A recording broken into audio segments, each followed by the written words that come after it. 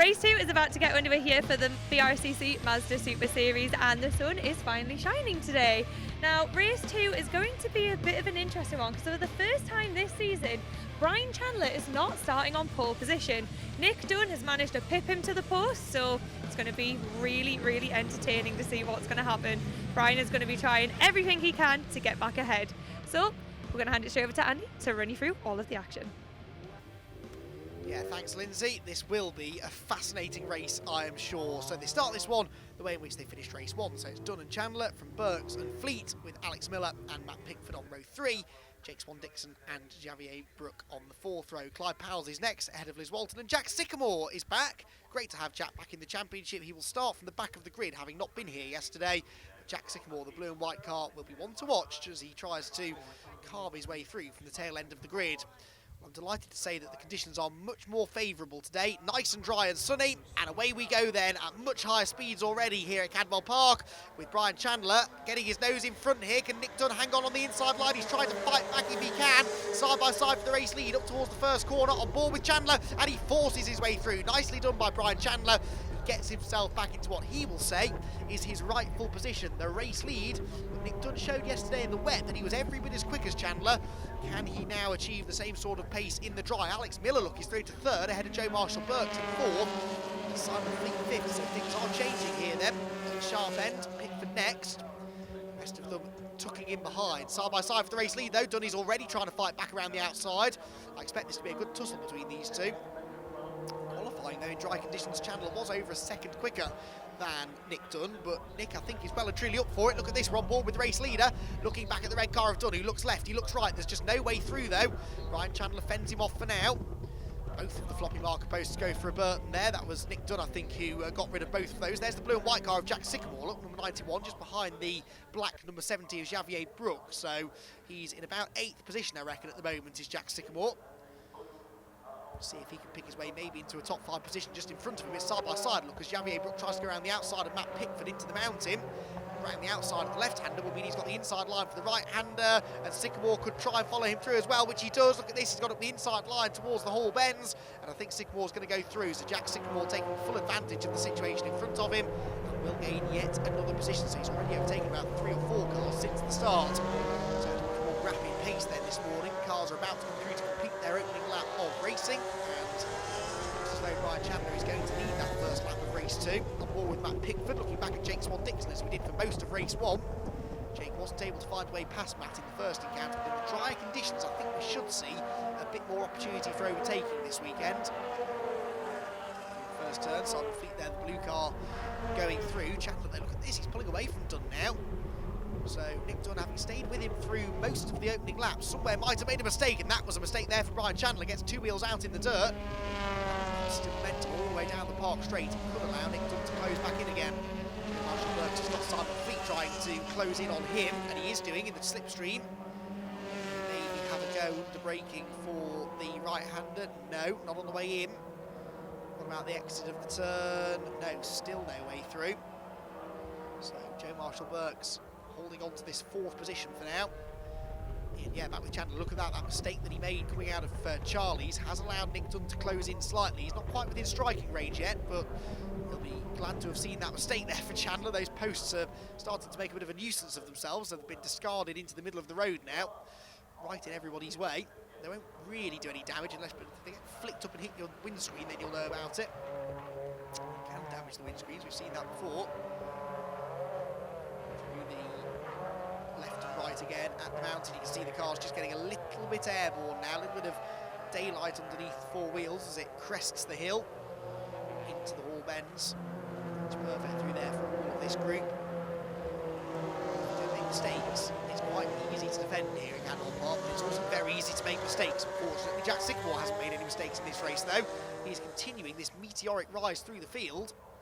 Into, I reckon, about 6th place now, and right on the tail of the podium battle, leading 2 across the start-finish line again, then onto lap number 3. Nick Dunn doing his best here to stay with Brian Chandler. We're back on board with the race leader through the first corner, through the first part of Charlie's, and then the second part where he made a mistake a lap ago.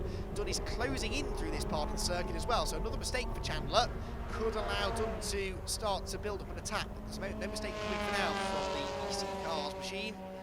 176 Brian Chandler in his self-run car. He's maintaining this several car length advantage over behind him. Done in the 58, good through the second half of the lap, or this middle part of the lap, I suppose, isn't it? This is where he closed in a lap ago. He's just starting to inch his way back onto Chandler's tail again. If he can get in the slipstream fully at the right part of the circuit, he could mount a challenge here. I don't think Chandler's really got the pace to pull a big gap on him, unless there's a mistake from Nick Dunn behind. Down the hill through Mansfield, again closing in under braking as you'd expect, but on the exit of the corner the gap doesn't really go back up again. So that is a gain through that part of the circuit for Dunn, and now in towards the mountain again. Cars just look so much more lively in the dry, don't they? They stick to the line better, they can carry so much more mid-corner speed. Drive Cadwell Park the way that it is meant to be driven in the dry, and that is full attack, full commitment and no compromise. This never-ending sequence, this roller coaster sequence of corners. Racing drivers actually suffering from motion sickness here at Cadwell Park, and the drivers who don't suffer from it anywhere else in the country, Cadwell Park will bring that out of them because it is such a roller coaster ride. Up, down, left, right, it's relentless around this place. There's no time to breathe.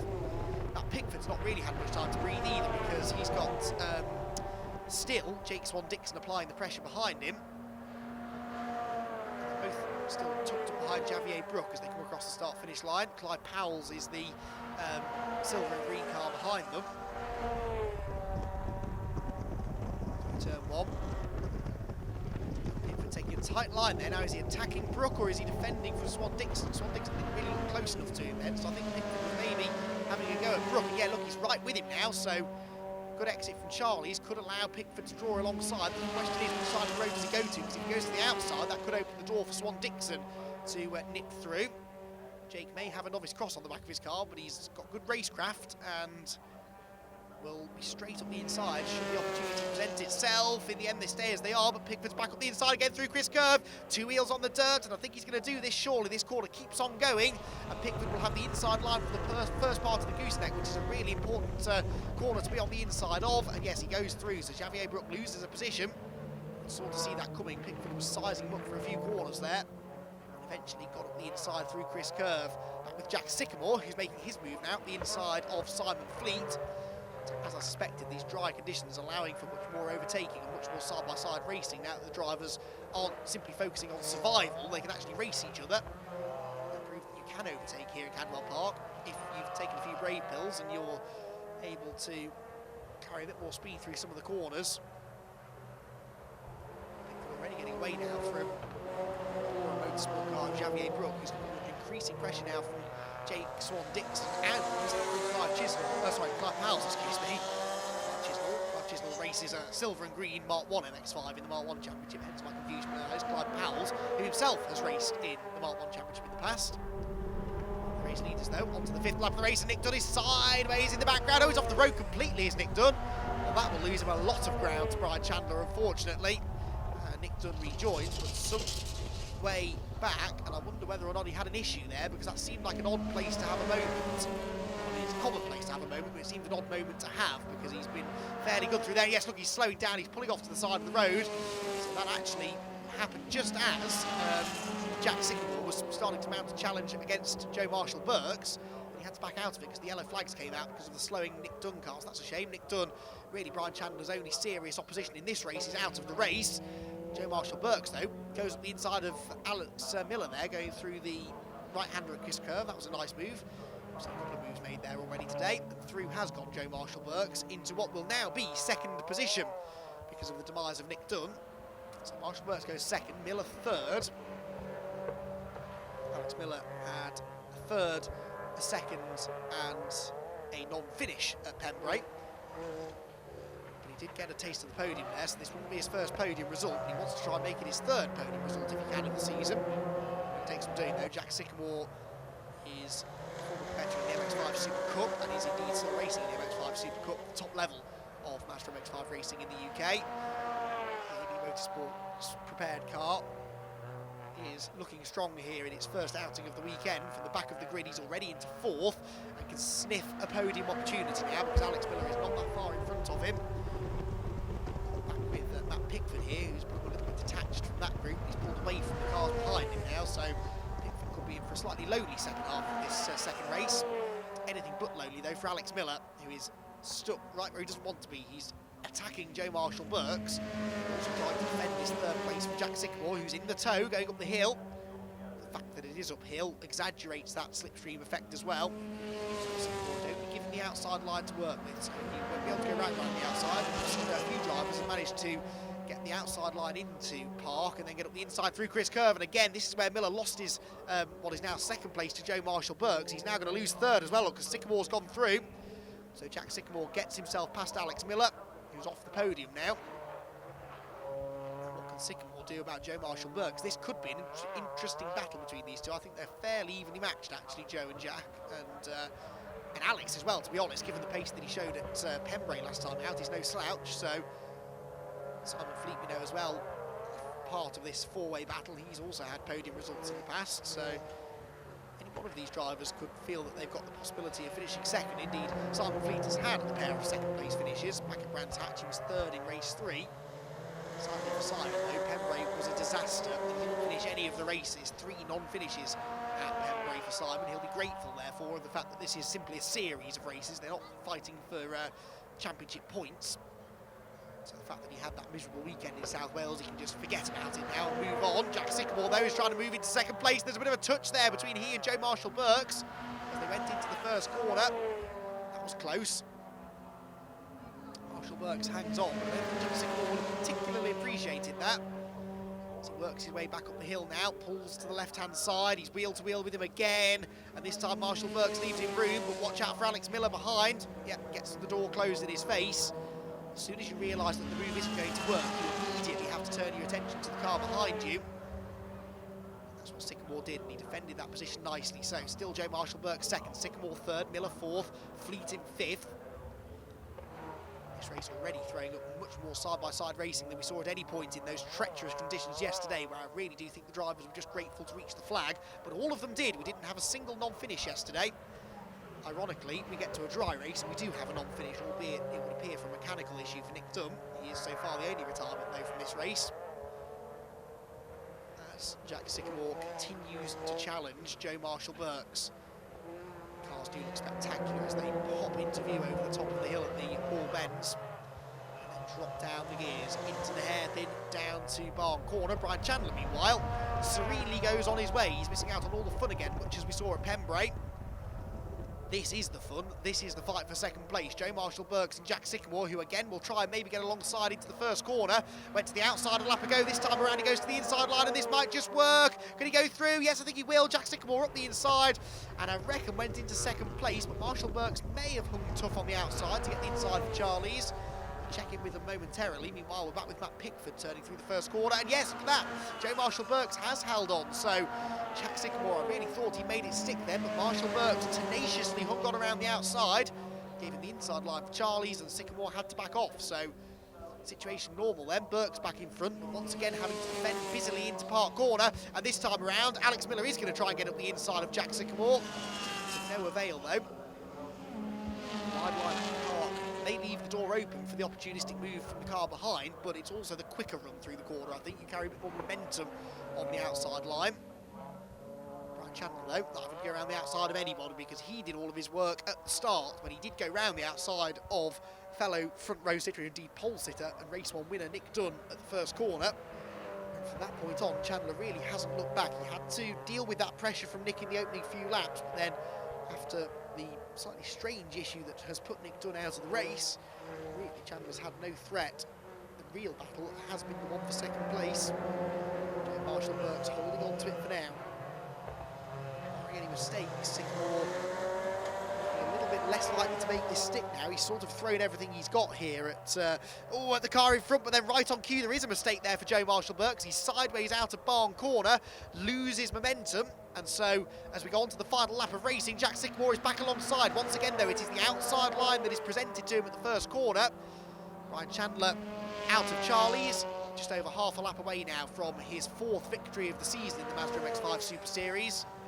What is going to be going on behind? Who will join him on the podium? Well, in the background, I can just catch a glimpse there of Joe Marshall-Burks, who is still in second place. So he fended off the latest challenge there from Jack Sycamore, who's now rather running out of time to make this one stick. Brian Chandler, though, this is an all too familiar view. He's been dominant in most of the races in which he's participated in the MX-5 Super Series. In fact, I think I'm right in saying that first race this weekend was the first of the Super Series races that he's entered that he's not won. I think he only did one round last year at Anglesey where he won all 3 races. He won all 3 at Pembrey. Nick Dunn just getting the better out of him after Brian made a mistake at this corner in the wet in race 1. No such difficulties this time though. He pops his way over the hill into the Hall Bends. And Brian Chandler in car 176 looks as though he's going to take his first victory of the season. Just needs to keep it clean now through the final sequence of corners, down the gears, into the hairpin. Well on his way now to another race victory. Hugely talented driver and engineer is Brian Chandler. He can prepare a car as well as he can drive it. He's driven this one pretty well this weekend. 2nd yesterday, but a 4th win of the season in race number 2 of the MX-5 Super Series here at Cadwell Park. And he wins that one by just over 14 seconds from Joe Marshall-Burks, who hangs on to 2nd, Jack Sycamore 3rd, Alex Miller 4th, and Simon Fleet 5th. Matt Pickford, Jake Swan-Dixon, Clyde Powles, Xavier Brook and Liz Walton round out the top 10, with Nick Dunn your only retirement, and that was a real shame because he did look as though he might have been able to challenge Brian for the win. Brian, you managed to claw that back. Talk us through what happened in that race. Well, it was a big mess up from yesterday, really. So I had to save face on that one, really. So yeah, messed up yesterday, my fault. So yeah, today was just about going back and putting my ego back because I was a bit bruised and battered yesterday after the rain. So yeah, car felt good. The boys back in the morning, BC Cars Motorsport sorted the car right out, and we done our thing today. Bit unlucky for the guy behind me, Dunn, that he kind of like stopped with a mechanical. That was shaping up to be a good battle there. Yeah, we've got one more race. Hopefully the 3 of us with J-Lo over there can have a good old ding dong out there. Joe, you were working hard out there. Can you quickly talk me through what was happening? Well, I got a pretty good start, and then I think Alex Miller put me inside, and then I'd be on for a few laps. I was like, oh no, I've lost it here. And then something happened to Nick. I think he fell off his car. And then next minute, Jack was right behind me. I was like, Jesus Christ, but made it there in the end, didn't we? Yeah, that must have been a bit of a moment when you suddenly realised Jack was right behind you. I've never done proper close racing before. Like normally it's quite spread out in the Super Series, but obviously he's from the Super Cup, isn't he? So it kept him behind me though. It's a good job.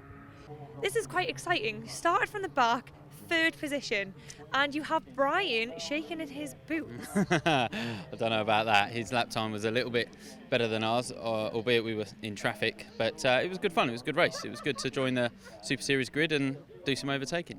I've got to quickly ask, you did Alton yesterday, Cadwell today. Favourite track? Cadwell. That's why I wanted to come here after Alton. If it had been somewhere else, I perhaps might not have done, but as it was Cadwell, I was like, I've got to come and do it.